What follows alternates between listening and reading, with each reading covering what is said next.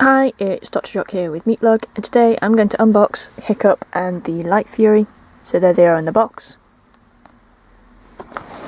And the side of the box. And the back. And the other side. And the bottom. And I'll be back once I've got them out of the box. So let's look at Hiccup first.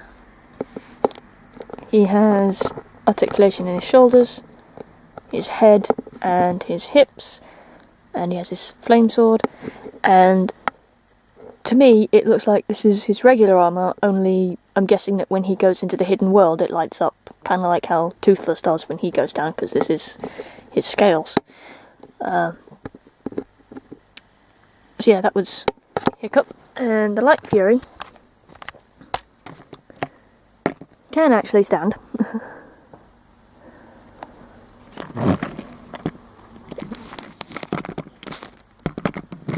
And what she does is not a projectile.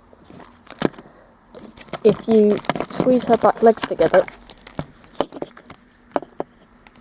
like so, she will flap her wings.